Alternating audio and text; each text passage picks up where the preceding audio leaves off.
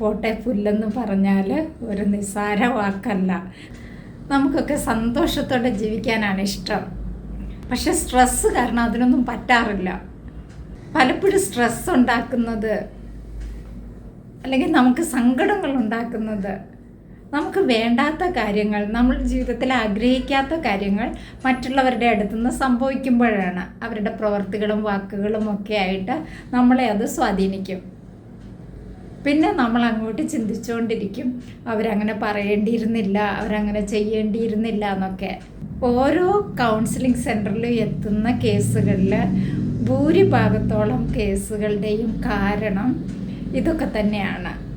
ആരോ ചെയ്ത കാര്യങ്ങൾ, ആരോ പറഞ്ഞ വാക്കുകൾ നമ്മളത് കളയാതെ തലയിൽ സൂക്ഷിച്ചു കൊണ്ടേയിരിക്കും.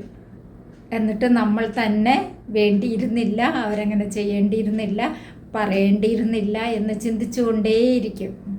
ശരിക്കും മനസ്സമാധാനത്തോടെ ജീവിക്കണമെങ്കിൽ ഇങ്ങനെ വേറെയുള്ള ആളുകളുടെ കാര്യങ്ങൾ, വേറെയുള്ള ഒരാൾ, അത് നമ്മുടെ പ്രിയപ്പെട്ടവരാകാം അല്ലാത്തവരാകാം, അവരുടെ പ്രവൃത്തികൾ, അവരുടെ വാക്കുകൾ നമ്മൾ ഇങ്ങനെ ചുമന്നുകൊണ്ട് നടക്കാതിരിക്കുന്നതല്ലേ നല്ലത്. നമുക്ക് ഉപദ്രവകരമാണ് എന്ന് തോന്നിയിട്ടുണ്ടെങ്കിൽ അത് കളയുന്നതല്ലേ നല്ലത്. നമ്മൾക്കൊക്കെ ഒരുപാട് വാക്കുകൾ അറിയാം. പക്ഷേ ആയുധമില്ലാതെ വേറൊരാളെ എങ്ങനെയാണ് ഏറ്റവും ഈസി ആയിട്ട് വേദനിപ്പിക്കുക എന്ന് റിസർച്ച് ചെയ്യുന്നവരാണ് നമ്മൾ. അതുകൊണ്ട് തന്നെ ക്രൂരമായിട്ടുള്ള വാക്കുകൾ പലരും ഉപയോഗിക്കും.